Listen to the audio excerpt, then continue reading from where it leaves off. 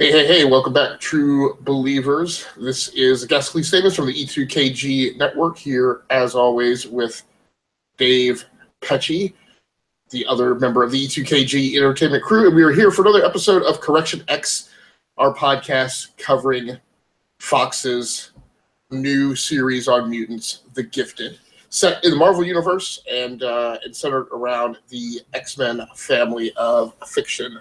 So how you doing tonight, Dave? Doing well, man. Doing well. How are you? Good. We're behind. I'm tired. I'm starting to pick back up a little bit. Late evening second wind. So we will hopefully get through this. So tonight we're covering The Gifted episode 7, which was subtitled Extreme Measures, which already kind of caused me to have a conniption because Extreme Measures is my absolute least favorite movie of all time, starring Michael Keaton and Andy Garcia, and it's the only movie that I have almost walked out of the theater on. Oh, yeah.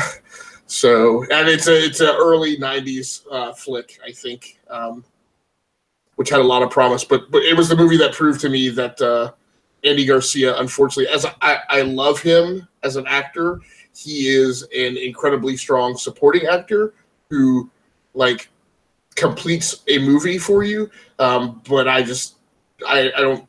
learned at that point that I didn't want to see him as a leading man, unfortunately. So, mutants. mutants. So this is a pivot episode. I call it. It's a bridge episode. It's a lot of talking heads, and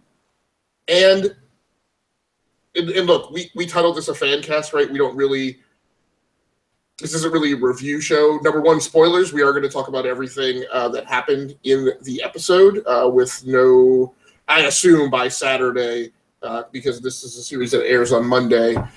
We don't cover it until Saturday just because of our own scheduling needs. I assume at this point that anybody who follows the show has watched this episode by now. If not, just go back, check it out, and then come back and listen to this podcast as a download or something.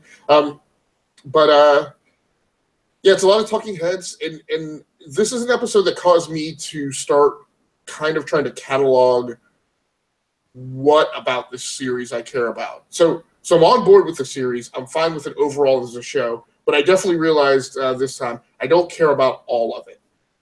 What were your impressions and takeaways from episode 7, Dave? I really liked the scene with Clarice, also known as Blink, but I also thought it was a little bit underwhelming. I was hoping that there would have been a little bit more to her return other than, oh shoot, 2 of my family members have been killed by Sentinel Services. Are we certain that it was Sentinel Services that did it? Because it looked like they could have been militia or... That's true. Well, I mean, I'm assuming because the door was all taped up that said Sentinel Services. Okay, I got you. But you're right. We don't know 100% for sure, but that's what I think it would be. Right. And then I guess the biggest highlight for this episode for me was kind of the villains, how... the doctor, how crazy he is, and the lengths he's willing to go, and also the ending spoiler was really good. Other than that, you're right; it was a lot of talking heads going on. And let's see. I also want to say that I liked a lot of the interaction between Lauren and her dad, and then Lauren and her boyfriend, whose name that I can't remember right now. One with Mirage power. Yeah. So the character's name. Well, the character's name is Wes. Wes. Yes. Yeah.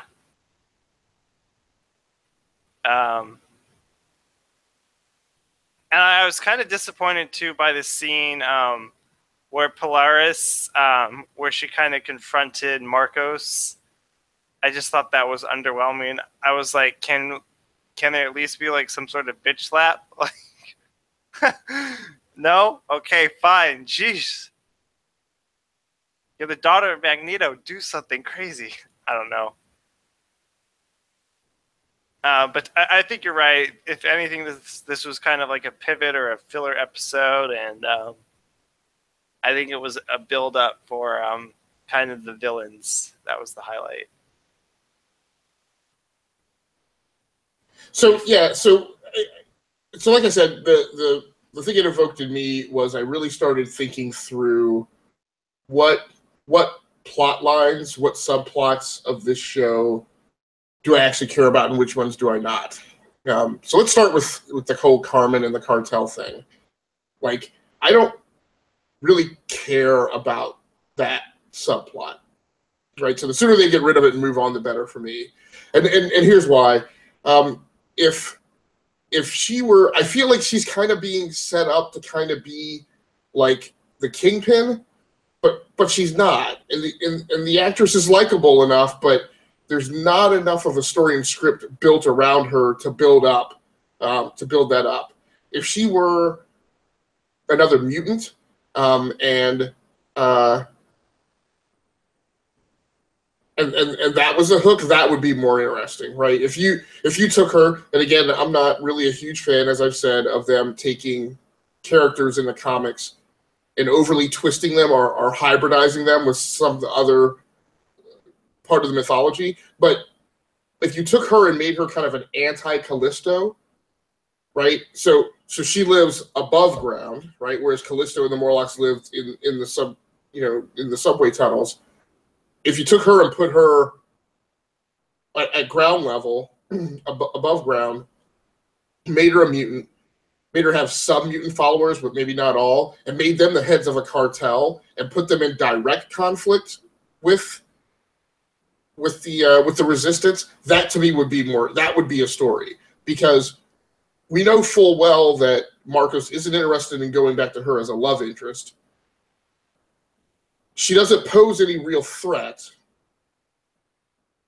and we know that the mutants just aren't going to allow this to stand indefinitely. So it's a plot line that we can see has a limited horizon, and therefore, like, I struggle with my level of interest in it, and I just kind of want it to move on. If he was actually struggling to not go back to her as a love interest, right, that would be more engaging. But I don't know. Like, the worst thing she could do is call Sentinel Services on them. Like, if she were kind of, and I talked a little bit about how I feel like there's undertones in here that are similar to The Walking Dead. If they kind of played her like the mayor, or even Negan to a certain extent, like if she was demanding like some type of tribute or something from the mutants to keep, like, other elements of the story would make that interesting. But as they're leaving it, it's too hollow for me. I don't know. What do you, is that a plot line that you're interested in, or do you just want them to resolve it and move on? Resolve it and move on. Yeah, it's kind of diverting from the main action, the Sentinel Services versus the Mutant Underground, and that just kind of annoys me. Right. I mean, I kind of agree with you a little bit about the confrontation scene.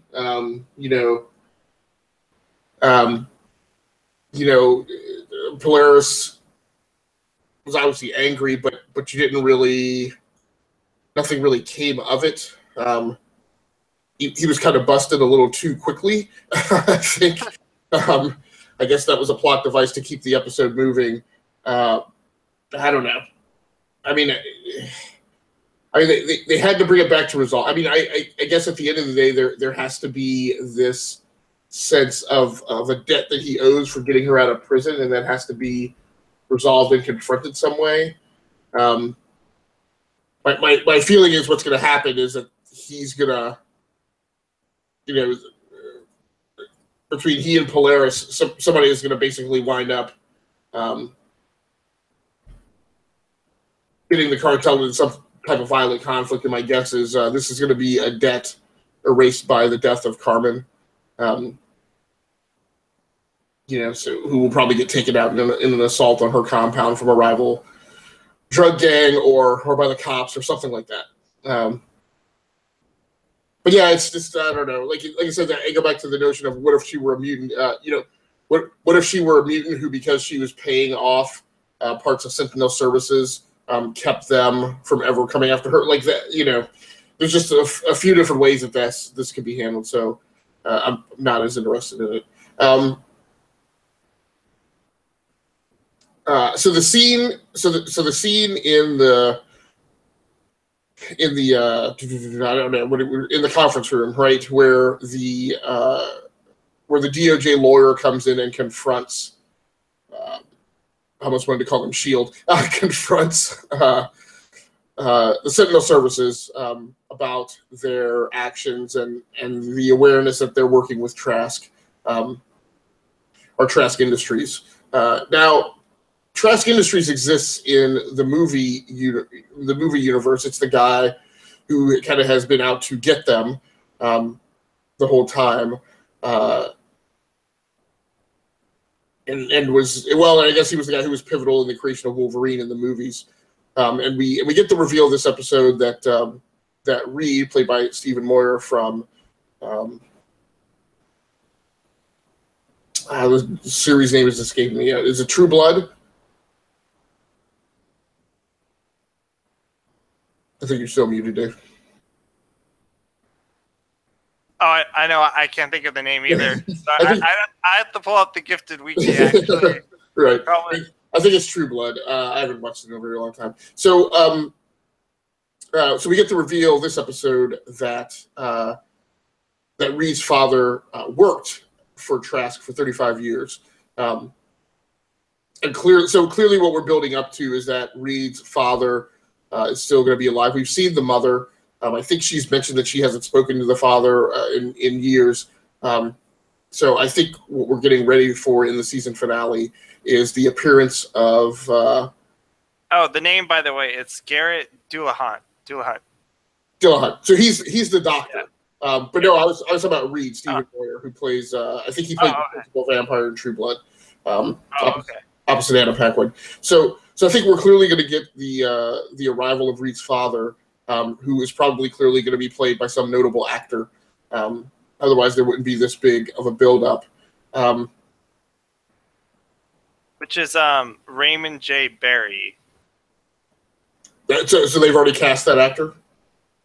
His father, yeah. Oh, he was in the preview, yes. So it's Raymond J. Barry as Otto Strucker. I have no idea who that guy is, or if I will recognize him when I see him. I don't know him, so... Yeah, I do. He doesn't. He's kind of one of these everyman actors. So he plays. I would almost call him a character actor. He's kind of typically the same type of character all the time. So. The strange father. Just kidding. Yeah. Or the older corrupt government official. Oh no. Kind of character. Yeah. So cool. So yeah, he was in Training Day, born on the 4th of July. What's the rest of his filmography? Trying to see if there's anything. He's apparently had a role in Gotham. A regular appearance on Ray Donovan. 100. So we've got a few friends, members of the network, or former cast members who. Very much into the 100. Justified, I can see that. Probably played some type of criminal or a crime boss on that. So not as notable an actor as I was hoping, but that's fine. So we get that reveal. So there are parts of this that I find interesting. Agent Turner's journey. He went back to kind of being a good guy, right? Which is kind of like, come on now, like, can we please? Go on. Yeah, go ahead. No, go on, please. I want to hear your explanation. So look, we all know I philosophically don't agree with the concept of the anti-hero. So he's not crossing into that territory for me. That guy's still a jerk. He's a prick, and he's wrong. He's a morally wrong human being in a position of power. I didn't feel like this episode he went back to being a good guy.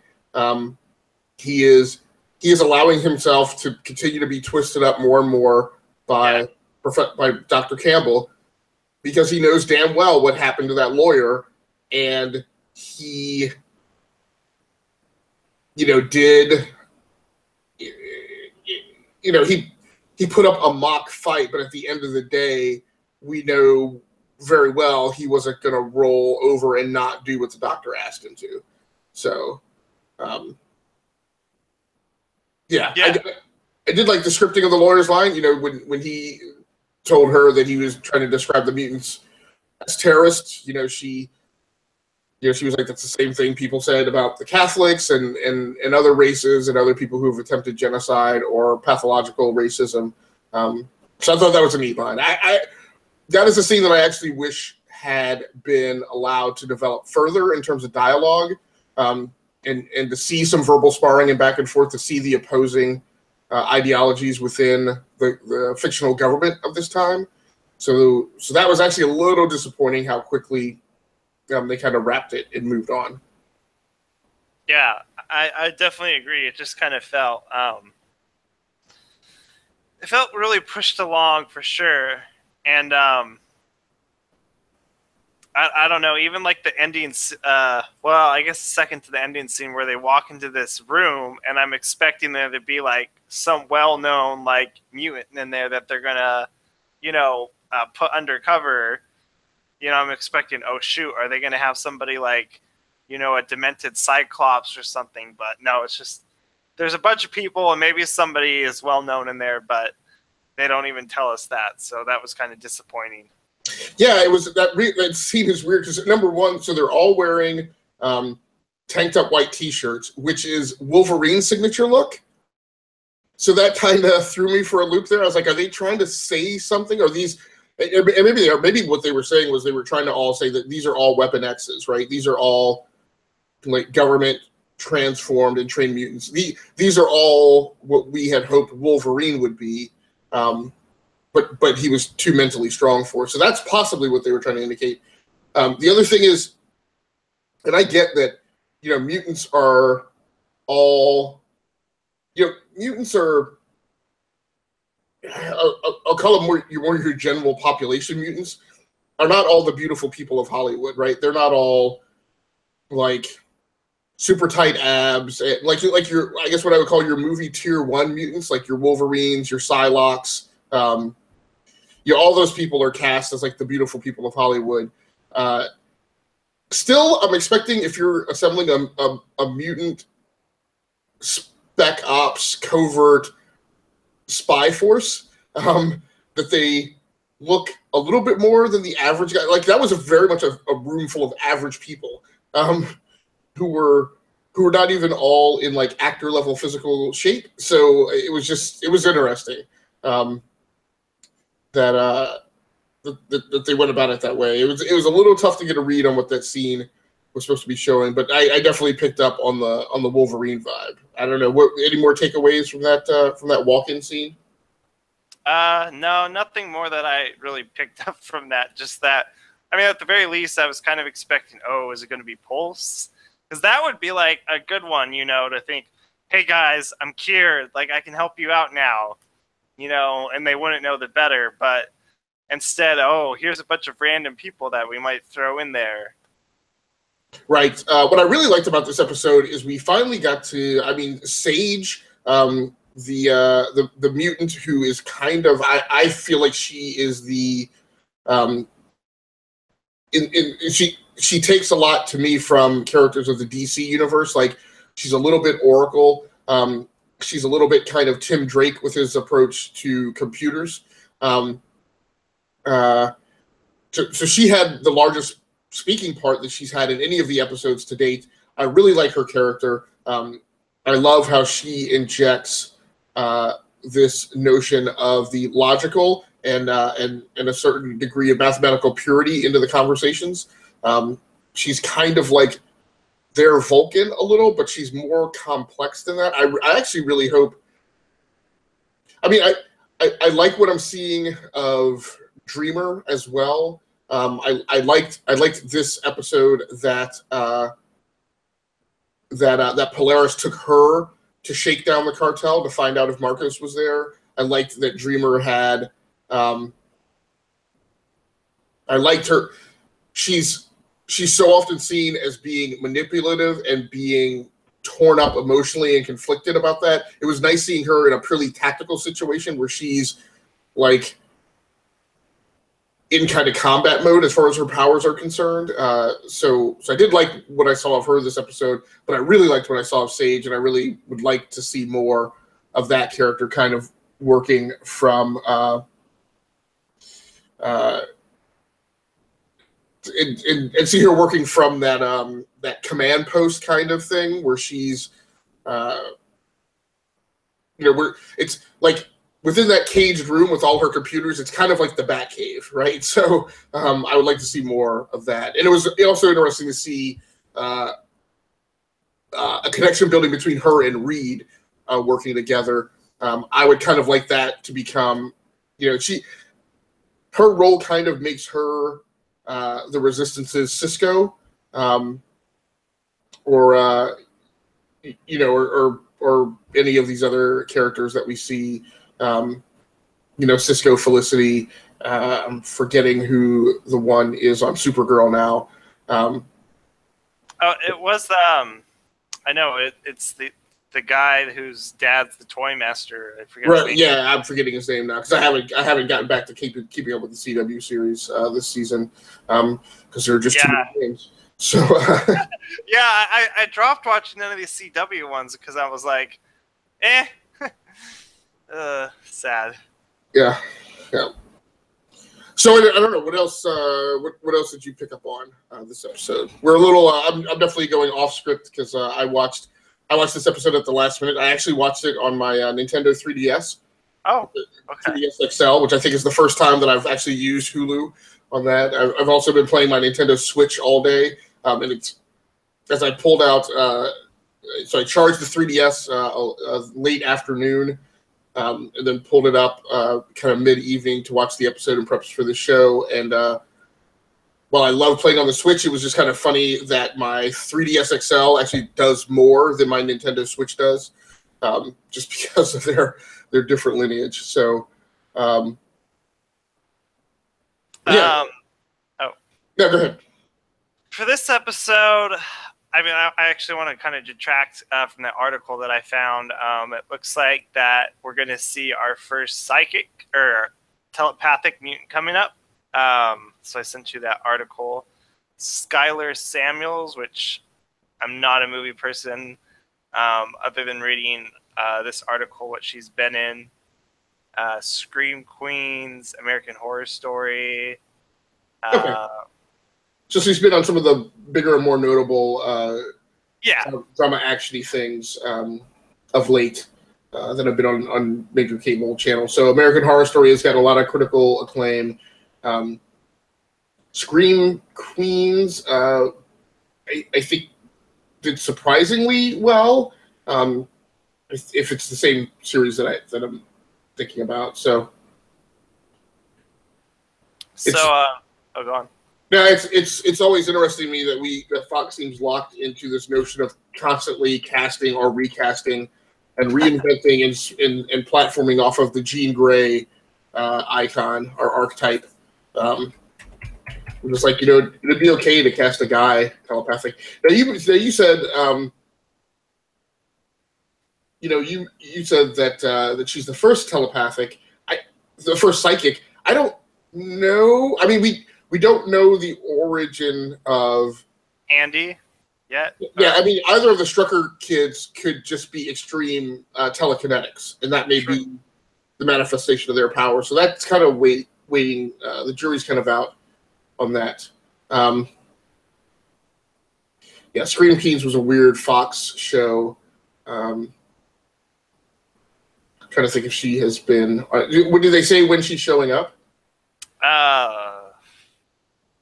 No, just that she's going to be a reoccurring character. I mean, this just launched this today, so I'm assuming it's probably going to be the next episode we see her in it. So depending on how you read the tea leaves, now I know that we had seen earlier reports that this show had been signed on for 10 episodes. When I go to the Wikipedia page and checking a lot of the other episode listings, it only has episodes up through 9. So I don't really know if there's 10 episodes or 9. If she's a recurring character who just, the press release just came out today, or, she just put something in her Twitter feed or whatever that said, said she was cast, announced the casting today, she only has like 2 more episodes to be a recurring character. And if you're recurring across 2 episodes, I kind of question that verbiage. It makes it seem like I just wonder, trying to quickly scan through the article, if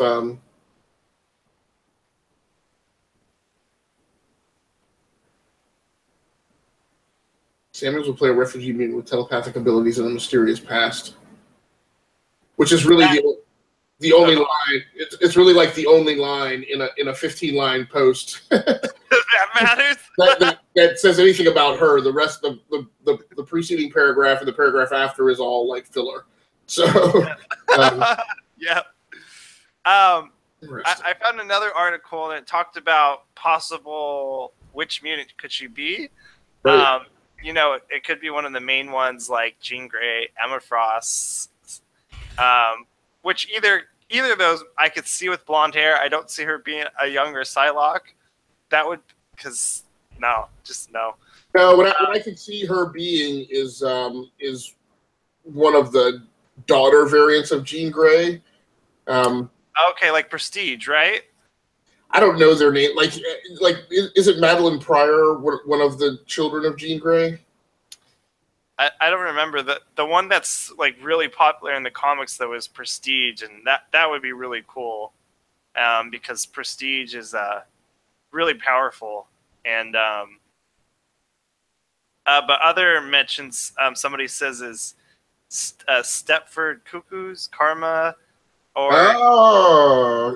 that would be if they could actually pull that off of it. So the Stepford Cuckoos are triplets, who have psychic powers, and who are kind of disciples of Emma Frost. Now I don't remember if they have a connection to Jean Grey and Scott Summers. But there's, in the past couple of years, there's been a lot of back and forth about them and their alignment to Emma Frost. And then I think at one point they switched sides and actually blocked Emma from doing some of the things she wanted to do. So the two people that spring to my mind that have a relation to Jean Grey are her actual daughter, Rachel Summers. Rachel Summers is Prestige. Okay. Yes. Yeah. So I wonder if it's Rachel Summers or Madeline Pryor, and I'm trying to remember exactly what the mythology was on Madeline Pryor. The X-Men has always been. And then the last one that someone has suggested is maybe Cassandra Nova, Charles Xavier's twin sister. Yeah, I'm not familiar with her. So I don't. So Madeline Pryor has some. Which I could see Rachel Summers being a really good connection to the comics, to the current movies, because in the comics right now, Rachel Summers is rolling out with Kitty Pryde, Colossus, and Nightcrawler in that gang. So she might have a connection. I feel like Colossus is kind of like that one X-Men character, who tied into Deadpool, who maybe could be a good tie-in to the movies, like just for a cameo, if anything. Yeah, but it's so weird how that whole thing is being handled. And again, one of the reasons why I don't like Yeah, I mean, I have problems with what Fox does with the mutants, but I'm not a huge fan of Bryan Singer. So I'm gonna get back to the Madeline Pryor thing. So my problem is that so I love the appearance and the behavior. The Colossus that is in the Deadpool movies, to me, is what Colossus should be. The kid who shows up in the X-Men movies is not, but they're not bridging that Deadpool one over into any of the other X-Men. Really? I didn't know that. That's a bummer. I haven't seen him show up, and I keep seeing the other guy show up. Because after Deadpool, what I expected to see, and I can't remember what came out after Deadpool, whether it was Days of Future Past or Apocalypse, I kept expecting to see that Colossus show up. But I got a feeling that kid who has been in the X-Men movies signed some type of contract, and he's like Colossus long term. But Deadpool didn't have to align to that. But I want to see that flat top, hairstyle Colossus, who again represents the Colossus that I knew and grew up with, like in the 80s and 90s. I want to see that Colossus in the other movies. The other thing is, and I haven't watched the trailer, but it looks like whatever the teenager female's name, Mega Bomb or whatever, who was in the first movie. It looks in the trailer as if she has on the more traditional gold and black X-Men uniform. So it just cracks me up that, like, how is it that Deadpool feels like more authentic X-Men than the X-Men mainline movies, right? Like, I don't get that.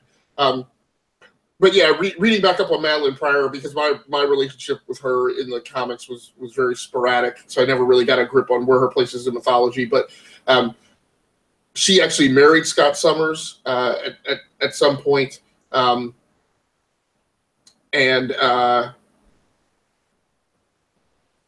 actually later found out she was a clone of Jean Grey, and it's she and Cyclops who are actually the parents of Cable. Okay. So that's how she's situated in the whole thing. So again, I feel like she's a little too young to be Madeline Pryor, and I don't know if she's okay. So she is a psychic and does have the abilities of telepathy and telekinesis. So it could be a Madeline Pryor, a Maddie Pryor, depending on where they're going to play with Jean Grey. But this feels like this would be at a point where Jean Grey were older. And Skyler is like 23. So it feels like this is going to be a younger thing. It seems logical that she could definitely be a Rachel Summers, who I think is supposed to be the daughter of Jean Grey and Cyclops. Because Cyclops and Jean Grey, if she exists in this universe, would have been one of the ones that went into hiding if they're both still alive, and they would be older and most likely together at this point. Yeah. So an okay episode, Extreme Measures, episode 7 of The Gifted. 2 episodes left to go. I have not read, and I won't read the synopses of those. I do just want to look up the titles. I continue to love Thunderbird, but I don't really care about this whole love triangle between he, Dreamer, and Blake. Like, that's another thing that I'm kind of ready to move on from. So it was kind of weird, right? Because there was kind of this where he's like thinking about it now, like, there's a connection where he's like, oh, I feel bad for her. Maybe I should fall in love with her or something. Well, I feel like there's been a connection there the whole time. I feel like he's been interested in her. I think she's been interested in him since she arrived at the compound. But I think his big thing is if he goes in that direction, he just wants to know that it's pure. And now that she has that memory from Dreamer, I think that kind of jacks him all up. So the final 2 episodes are named, as far as I can tell, are named Threat of Extinction and Outfox. A funny play on words because the series is on the Fox network, and those episodes are on November 20th and then December 4th, and then I guess that'll be it for now. So just not certain where this is going. But I'm still on board, right? There's no risk of me falling off at this point. Although, so Extreme Measures had the lowest number of viewers to this point, and the lowest overall Nielsen ratings. Although some of those numbers aren't completely in yet. Yeah. I don't know. So I don't want to say that this episode was a fall off. I guess what I'll say is, based on the American standard kind of TV format, I feel like they can do one of these episodes infrequently. Like, should not be more than once every 6 or 7 episodes, because it definitely felt like it slowed the pace down. There was a lot of the content that I wasn't particularly, interested in, and there was no action. So there were no. Yep. I think Polaris used her. I mean, there were some very minor instances of power use. And I get it from a creative standpoint. I feel like if you could do an episode of this show and no mutants ever use their powers, that's really great dramatically. I just don't know if this show entirely has the same.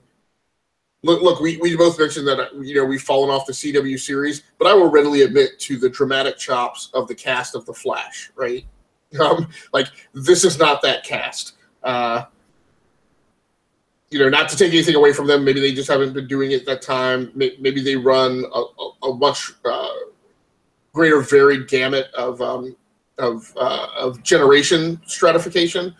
Because you have the younger kids and the teens, you have the group that's in their younger 20s, and then you have some older actors up in their 40s, and everything in between. So I don't know. I'm interested to see what drops next in terms of pace and pivoting the story. Yeah, I mean, the one thing I do like is I feel that The Gifted is more tied into the movies than the CW is, because the CW has no tie-ins whatsoever. Right. Whereas at least The Gifted has indirect references. Trask Industries, the X-Men, the Brotherhood. Right. The Wolverine Manchester incident, things like that, Polaris. So I appreciate that, and I hope that that they do keep it tied into the movies, even if it's just very little. Right. All right, Dave. I don't have anything else to mention on this episode. Anything else that you want to mention? Nope. All right, so that's going to do it for us. We should be back. We got to talk about the Thanksgiving weekend and work on our schedule. So we may be back on next week. We may need to flex around our schedules, but we will definitely be back at some point to discuss episode 8, and potentially it may be an episode where we have to discuss episodes 8 and 9. So thanks very much for joining in. Once again, I have been Agasically Stamus from the E2KG Network. You can find us at E2KG Network on Twitter, as it says in my lower third. And you can also check us out on the Geeks Worldwide Radio YouTube channel, as well as our own channel on YouTube.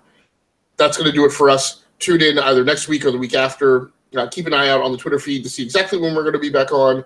And also check out E2KG for our other family of podcasts, the Enough to Keep Going Games Discussion Show, and E2KG in 30, your weekly news in 30 minutes or less every Thursday night. So thanks once again. That's going to do it for us. We're out of here.